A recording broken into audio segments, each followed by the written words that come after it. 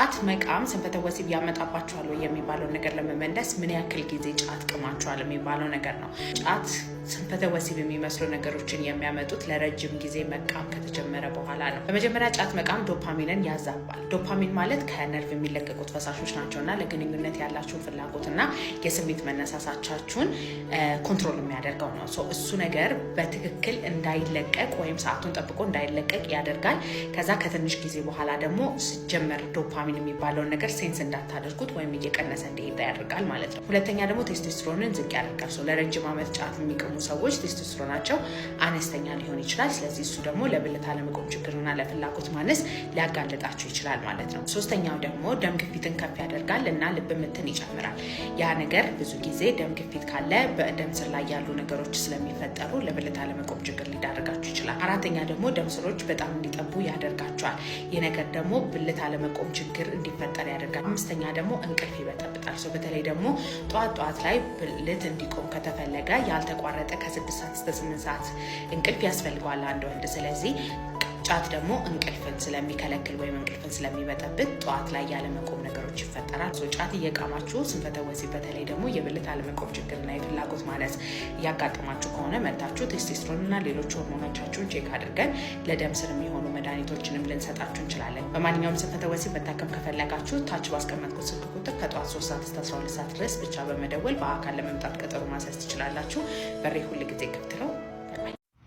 ይሄን ቪዲዮ ስሰራ ብዙ ጫት የምትቅሙ ሰዎች ቅር ሊላችሁና ሊከፋችሁ ይችላል። ነገር ግን ጠቃሚ መልእክት ስለሆነ እስከ መጨረሻው ብታዳምጡ ይጠቅማችኋል።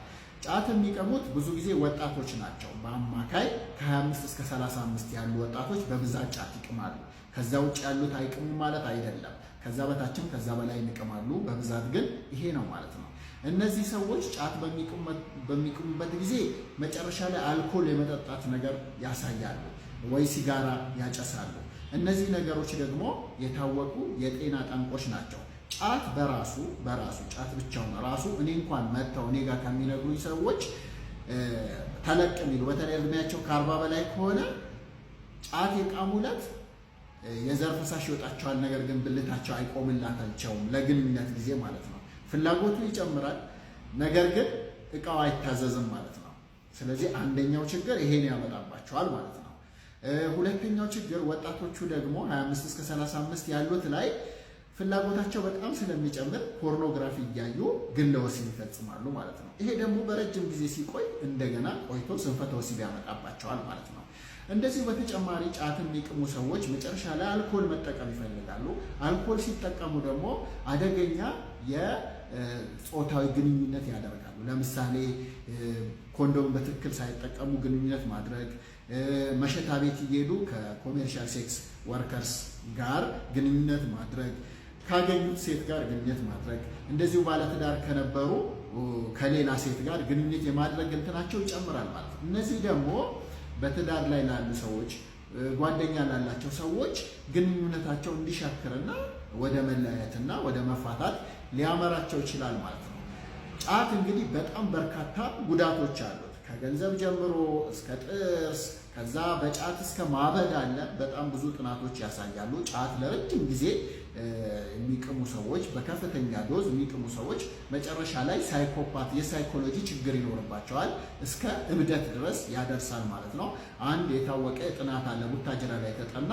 ስለዚህ ይሄ ከጫት ጋር የተያያዘ ነገር እንዳለው አመላክቷል በጥናቱ ማለት ነው። እኛ ሀገር በጣም በብዛት ጫት ይቃማል። ነገር ግን ስለ ጫት ጉዳት ሲወራ የሚቅሙ ሰዎች ይቃወማሉ።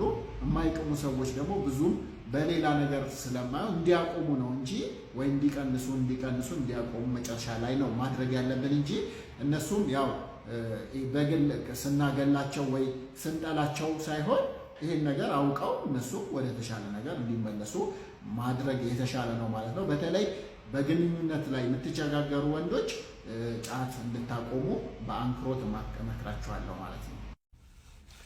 ይሄን ጥያቄ ስመልስ ብዙ ወንዶች ደስ አይላቸውም። ምክንያቱም ብዙ ወንዶች ይሄን ነገር ማወቅ፣ ማረጋገጥ፣ እርግጠኛ መሆን ይፈልጋሉና ይሄ ነገር ሊራብሻቸው ይችላል። ነገር ግን ለብዙ ሴቶች ደግሞ ጥሩ ዜና ይመስለኛል። ምንድነው ጠያቂያችን የምትለው? ድንግልና በምን ሊታወቅ ይችላል? የሚል ጥሩ ጥያቄ ነው። ምክንያቱም ብዙ ጊዜ ያው አይወራም፣ ነገር ግን ብዙ ሰው ሴቷም ያሳስባታል፣ ወንዱም ደግሞ ያሳስበዋል። እና እንዴት ሊታወቅ ይችላል? አንዳንዶቹ ሕክምናም ጋር ድረስ ይዘው ይሄዳሉ ከመጋባታቸው በፊትና እንዴት ነው የሚታወቀው? በነገራችን ላይ ሁለቱን መለየት ያስፈልጋል። ቨርጂኒቲ እና ሃይመን ይለያያል። ሃይመን የምንለው ስጋው ነው፣ ቀጭን ስጋ ነው። ቫጃይና መግቢያ 1 ወይም ግማሽ ሴንቲሜትር አካባቢ ነው ያለው፣ ኦልሞስት መግቢያ ላይ ነው ያለው ማለት ነው። ስለዚህ እሱ ስጋ በተለያየ ነገር ሊፈርስ ይችላል። አንዱ ግንኙነት ነው፣ ፔኔትሬቲቭ ሴክሹዋል ኢንተርኮርስ በብዛት ያፈርሰዋል እሱ። ሌላኛው ማስተርቤሽን ግን ለወሲብ ሊያፈርሰው ይችላል። ከባድ ስፖርት ሊያፈርሰው ይችላል። አንዳንዴ ሳይክል ሲጋልቡ፣ ፈረስ ሲጋልቡ ብዙ ነገር ሊያፈርሰው ይችላል። በሂደትም አንዳንድ ሰዎች ዝም ብሎ የሚጠፋባቸው አሉ። ከ5001 ሴቶች ደግሞ ላይኖራቸው ሙላ ይችላል ማለት ነው። ያ ሃይመኑ ነው። ስለዚህ ስለ ሴትዋ ስለ ልጅቷ ብዙ ማያወራም ስጋው። ሌላኛው ደግሞ ቨርጂኒቲ የምንለው ወይም ንጽህናው ነው። ከማንም ጋር ከየትኛውም ወንድ ጋር ምንም አይነት ሴክሹዋል አክቲቪቲ አውተር ኮርስ፣ ድራይ ኢንተርኮርስ የተለያየ የምንላቸውን ያላደረጉ ቨርጂን ልንላቸው እንችላለን። ወይም ቻስቲቲ ወይ ንጽህናውን የምንለው ማለት ነው። በተቃራኒው ደግሞ ሃይመኑ ሊለጠጥ ይችላል። ግንኙነትም አርጋ ሲታይ ኖርማል ሊመስል ይችላል። ስለዚህ አንዳንድ ሴቶች ይለጠጣል ማለት ነው፣ ከዛ ይመለሳል እንደ ረበር ባንድ ማለት ነው። ስለዚህ እሱን አይተ ብቻ የምትገምት ከሆነ እድለኛ ናት ማለት ነው። እሷ ያው አልፈረሰባትም ማለት ነው። የአንዳንዶቹ በጣም በቀላልና በተለያየ ነገር ይፈርሳል። አንዳንዴ ላይኖራቸውም ይችላል። የአንዳንዶቹ ደግሞ ይኖርና ላይበጠስና ላይፈርስ ይችላል ማለት ነው። ስለዚህ ይሄ ሃይመኑ በተመለከተ ነው። ነገር ግን አንዲት ሴት ሃይመኗ ኢንታክትም ሳይኖርም ሃይመኗ ኢንታክት ላይሆን ይችላል በተነሳው ምክንያት ማለት ነው። በግለ ወሲብ፣ በከባድ ስፖርት፣ በሳይክል በመንዳት፣ ፈረስ በመጋለብ በተለያዩ ነገሮች ላይፈርስ ይችላል። በተፈጥሮም ላይኖራት ይችላል ምናምን ማለት ነው። ግን ጥብቅ ልትሆን ትችላለች። ምንም ከማንም ወንድ ምንም አይነት ግንኙነት አድርጋ ላይሆን ይችላል ማለት። ስለዚህ ግንኙነት ሲያደርጉ መጀመሪያ ነኝ ብለው ግንኙነት ሲያደርጉ ወንዱም ግራ የሚገባ አንዳንዴ እሷም ግራ የሚገባቸው እንዲህ ሊሆን ይችላል ብለው ይደናገጣሉ። እኔንም በውስጥ መስመር ያገኙኛል እና አልደማም ይላሉ። አይደማም። ግማሽ ሴቶች ከሁለት ሴቶች 2 ድንግል ሴቶች ሴክስ ቢያረጉ አንዷ ትደማለች፣ አንዷ አትደማም። ከ100 50 ይደማሉ፣ 50 አይደማም። ስለዚህ 50-50 ነው። ስለዚህ ላይደማ ይችላል። መድማት ማረጋገጫ አይደለም ማለት ነው። እንዳውም ቀስ ብሎ ካደረገ፣ ፈሳሽ በቂ ከነበረ፣ ደስተኛና ዝግጁ ሆና ካደረገችው፣ እሱም ኃይልና ምናም ካልተጠቀመ፣ ድርቀት ምናምን ከሌለ ብዙ ጊዜ አይደማም። ግን ብቻ መድማት የዚህ ማረጋገጫ አይደለም። ምክንያቱም ሊደማም ላይደማም ይችላል ማለት ነው። ሌላኛው ህመም ነው። ህመምም እንደዛው ምንም አላመመኝም፣ አልደማሁም፣ አላመነኝም እሱም በዚህ የተነሳ የሚሉ ሴቶች አሉ በውስጥ መስመር። ይሄም ሊከሰት ይችላል። ህመምም የሚኖረው እሷ በጣም ከፈራች፣ እንደገና ደግሞ ሪላክስ ሳታረግ እሱም በኃይል እንደዛ የሚጠቀም ከሆነ ነው ህመም ሊኖረው ይችላል። እንደዛ ከሆነ ማለት ነው። ግን ህመም ሰብጀክቲቭ ነው። ስለዚህ አንዳንድ ሰው ይኖረዋል፣ አንዳንድ ሰው አይኖረውም ማለት። እዚህ ጋር ነው እንግዲህ ወንዶች ታዲያ በምን እንወቅ ይሉኛል። እና ስለዚህ ሕክምናም ሐኪምም ጋር ብታመጡ ስለ ሃይመኑ ሊያወራ ይችላል የተወሰነ አይቶ፣ ነገር ግን ማረጋገጫ የለውም። የዓለም የጤና ድርጅት፣ የተባበሩት መንግስታት፣ አሜሪካን ጋይኒኮሎጂክ ኤንድ ኦብስቴትሪክ አሶሲዬሽን በሙሉ ሜዲካል ኤቪደንስ ለማረጋገጥ አይቻልም። በማረጋገጥ አይችልም። ሐኪም እሷ ምንም ግንኙነት አርጋ አታውቅም ወይም አርጋ ታውቃለች የሚለውን መረጃ ሊሰጥ አይችልም። ምክንያቱም አስተማማኝ መመርመሪያ መንገድ ስላሌለ ማለት ነው። ስለዚህ መልሱ ወዴት ይሄዳል ማለት ነው? እሷ ጨዋ ከነበረች ታውቀዋለች ለራሷ ማለት ነው። እሱም ደግሞ ያንን ኮሚኒኬት ማድረግና ከእሷ ጋር ነፃ መሆን ነው ማለት ነው። ስለዚህ ከዛ ውጪ በሌላ መልኩ በእርግጠኝነት ማረጋገጫ ወረቀትም የለም፣ ኢቲካል አይደለምም ተብሎም እንዳም በደብሊውኤችኦም እንትን ያለበት ነው ማለት ነው። ስለዚህ ወንዶች በምን እናውቃለን ነው መጠየቅ ነው ቀላሉ መንገድ። እንግዲህ ታምናታላችሁ ወይ? ሌላ ደግሞ ያ ነገር ባልኳችሁ መልኩስ መድማቱም ፌክም ሊደረግ ይችላል። አንዳንድ ሴቶች ፌክም ያደርጉታል። የወር አበባውን ፔሪድ እንዲመጣም የሚያደርግ መድኃኒትም አለ ነገር ምናምን እና ስለዚህ መድማቱም ማስተማማኝ ብደማም አለ ማለት አይደለም፣ ባደማም የለም ማለት አይደለም፣ ቢያማትም አለ ማለት አይደለም፣ ባያማትም የለም ማለት አይደለም። ስለዚህ በተለምዶ ይህንን ለማረጋገጥ የምንጠቀምባቸው ወይም ሰዎች ወንዶች የሚጠቀሙባቸው መንገዶች አስተማማኝ አይደሉም። እንኳን እሱ አይደለም ሐኪም ጋር ቀርባ ራሱ ተመርምራ ያለው ነገር አስተማማኝ አይደለም፣ ማረጋገጫ ሊሆን አይችልም ማለት ነው። ስለዚህ ዋናው ማረጋገጫው ግን እሷን ታምናታለህ ወይ፣ ትተማመናላችሁ ወይ፣ ሌላ ነገር አለ ወይ፣ ሌላውስ ነገር እንዴት ነው የሚለው የመሳሰሉት ናቸው እንጂ ይሄኛው ብቻውን ያ ለዛ ነው ወንዶቹ ቅር ሊላቸው ይችላል። ነገር ግን ያው ይሄንን ተጠቅመው ደግሞ ያልሆኑ ሴቶች ደግሞ ነኝ ደግሞ የማለት አዝማሚያም ይታያል። ያው እንግዲህ አንድ ሰው የሆነ ነገር ላይ ሲዋሽ ሌላም ነገር ላይ መዋሸት ሲዋሽ መያዙ አይቀርም። ያንን እንግዲህ ቼክ ማድረግ ነው። ጊዜ ተሰጥቶ መጠናናት የሚባለውም ውስጥ ላይ የሚገቡት ነገሮች እነዚህ ናቸውና ዞሮ ዞሮ ባጭሩ መልሱ ይሄን ይመስላል። ሰላም ጤና ይስጥልኝ። በዚህ ደግሞ ጠያቂያችን ምናለች? ዶክተር ሴት ልጅ እርግዝና ላይ ያለች ሴክስ የምታደርገው እስከ ምን ያህል እርግዝና ወራቶች ድረስ ነው ይላል። በእርግዝና ጊዜ ክትትል የምታደርግ ሴት በሐኪሟ እንዳታደርጊ ተብሎ እስካልተነገራት ድረስ በየትኛውም ጊዜ በጥንቃቄ ግብረ ስጋ ግንኙነት ማድረግ ትችላለች ማለት ነው።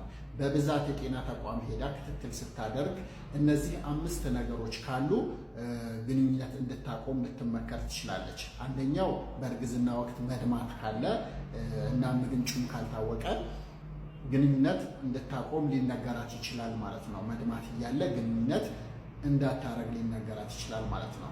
ሁለተኛው የእንግዴ ልጁ ያለ ቦታው ሊቀመጥ ይችላል፣ ወርዶ የማህፀን በር ላይ ሊቀመጥ ይችላል። እንደዛም በሚሆን ጊዜ ግንኙነት እንዳታደርግ ሊነገራት ይችላል። ይህም እንዳይደማ ታስቦ ማለት ነው።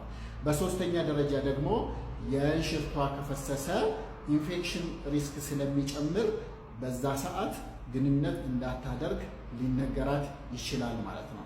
በአራተኛ ደረጃ ደግሞ የማህፀን በር ብቁ ሳይሆን ሲቀር ወይም ደግሞ ሰርቫይካል ኢንኮምፒተንስ ካላት እንደዚሁ ግንኙነት እንዳታደርግ ሊነገራት ይችላል በጤና ባለሙያ። በመጨረሻም ከዚህ ቀደም ብዙ ያለ ጊዜ መውለድ ከገጠማት ወይም ፕሪተርም ሌበር ካላት እንደዚሁ እንዳታደርግ ሊነገራት ይችላል ማለት ነው። ከዛ ውጪ ግን ግንኙነት በሌላው ጊዜ ማድረግ ትችላለች። ዞሮ ዞሮ አንድ ክትትል የምታደርግ ነፍሰ ጡር ስለዚህ ነገር በግልጽና ምንም በማያሳፍር መልኩ ክትትል የሚያደርግላትን ሐኪም ማናገር ትችላለች ማለት ነው። መልሱ ባጭሩ ይሄን ይመስላል ማለት ነው። ለሌሎች ጥያቄዎች ደግሞ ፎሎ እያደረጋችሁ፣ ላይክ እያደረጋችሁ፣ ሼር እያደረጋችሁ ማለት ነው። ሰላም ዋሉ። በመጀመሪያ ስለ ሴክሹዋል ሄልዝ ሲወራ ቅር የሚላችሁ፣ የሚቀፋችሁ፣ የሚደብራችሁ ሰዎች ይህን ቪዲዮ እለፉት። ለእናንተ በፍጹም አይሆንም ማለት ነው። ምክንያቱም ግልጹን ስለምናወራ እዚህ ላይ ማለት ነው። በመቀጠል ጠያቂያችን ዶክተር ጥያቄው ትክክል ባይሆንም ራስን በራስ ማርካት ወይም ግለ ወሲብ የብልት መጠን ይጨምራል ወይስ ይቀንሳል? እንደኔ ከሆነ የቀነሰብኝ እየመሰለኝ ነው፣ እባክህ ዶክተር መልስልኝ ይላል። ይሄ ባይዜ በጣም ብዙ ወንዶች የሚሰማቸው ጥያቄ ስለሆነ ነው ቪዲዮ ልሰራበት የተገደድኩት ማለት ነው። እንግዲህ ብዙ ሚዞች አሉ ሴክሹዋል ሄልዝ ላይ ማለት ነው። በተለይ ማስተርቤሽን ወይም ግለ ወሲብ ላይ በጣም በርካታ የሚባሉ እውነት ያልሆኑ ሳይንቲፊክ ያልሆኑ ነገሮች አሉ ማለት ነው። እኔ አሁን እዚህ ጋር ማስተርቤሽን ወይም ግለ ወሲብን ደግፌም ተቃውሜም አይደለም ማቀርብላችሁ፣ ፋክቱን በጥናት የተደገፈውን አቀርብላችኋለሁ። በብዛት በሰፊው የሚዘዋወሩ 4 ውሸቶች አሉ ማለት ነው ስለ ማስተርቤሽን። እነዚህን ሁሉም ሰው ማወቅ አለበት፣ አቋሙ ምንም ይሁን ምን ማለት ነው። አንዳንድ ጊዜ ሳናቀው የሌላ ሰው ሳይኮሎጂ ልንጎዳ እንችላለን ማለት። ማስተርቤሽን ደገፍክም አልደገፍክም እነዚህን 4 ፋክቶች ግን ማወቅ አለበት ማለት ነው። የመጀመሪያው ፋክት ምን መሰላችሁ? ማስተርቤሽን አንዳንዶቹ የብልት ሳይዝን ይጨምራል ይላሉ፣ አንዳንዶቹ የብልት ሳይዝን ይቀንሳል ይላሉ። ይሄ ከምን የተያያዘ መሰላችሁ? ብዙ ጊዜ ቴስቴስትሮን ልክ ኢጃኩሌት ሊደረግ ሲል ትንሽ ከፍ ይላል፣ ከዛ በኋላ ትንሽ ዝቅ ይላል። ይሄንን ይዘው ቴስቴስትሮን በመቀነስ መጠኑ እንዲቀንስ ያደርጋል ይላሉ አንዳንዶቹ ደግሞ ቴስቴስትሮን በመጨመር መጠኑ እንዲጨምር ያደርጋል። ሁለቱም ስህተት ነው። ቴስቴስትሮን ሌቭል ኖርማል ነው የሚሆነው። ማስተርቤሽን የወንድ ልጅ ብልት መጠን አይጨምርምም አይቀንስምም ማለት ነው። አንደኛው መታወቅ ያለበት ይሄ ነው። መጠን የሚወሰነው ልክ እንደ ቁመታችን በጄኔቲክ ነው፣ በጂናችን ነው። ከ20 ዓመት በኋላ አያድግም ማለት ነው። ሁለተኛው ሚስ የወንድ ብልትን የሚያተልቅ ቅባት፣ ኦይንትመንት፣ ሎሽን፣ የሚዋጥ መድኃኒት አለ ይላሉ። ይሄን በጥናት የተደገፈ አይደለም። ብልት በአሁን ሰዓት ላይ ሳይንቲፊካሊ ኢፌክቲቭ የሆነ የወንድ ብልትን ከ20 ዓመት በኋላ የሚያተልቅም ሆነ የሚያወፍር መድኃኒት የለም ማለት ነው። ይሄን ቁርጡን ማወቅ ያስፈልጋል ማለት ነው። በሶስተኛ ደረጃ ያለው ውሸት ምንድን ነው? ማስተርቤሽን ወይም ግለስ ወሲብ ማድረግ መካን ያደርጋል የሚል ነው። እንግዲህ ይሄም ውሸት ነው ማለት ነው። ማስተርቤት 97 በመቶ ወንድ እንግዲህ መካን ሊሆን ነው ማለት ነው። ምክንያቱም 97 በመቶ ወንድ ማስተርቤት ያደርጋል ወይም በሆነ ሰዓት ላይ አድርጓል ማለት ነው። በመጨረሻ ማስተርቤሽን ቁመት ይቀንሳል ወይም አጭር እንድንሆን ያደርጋል፣ መላጣ፣ አይናችን ችግር እንዲኖረው፣ ይሄ ሁሉ ውሸት ነው። ቁመትም ሆነ የአይን ችግር የሚያመጣው ነገር የለም ማስተርቤሽን። ስለዚህ እውነቱን ማወቅ ያስፈልጋል።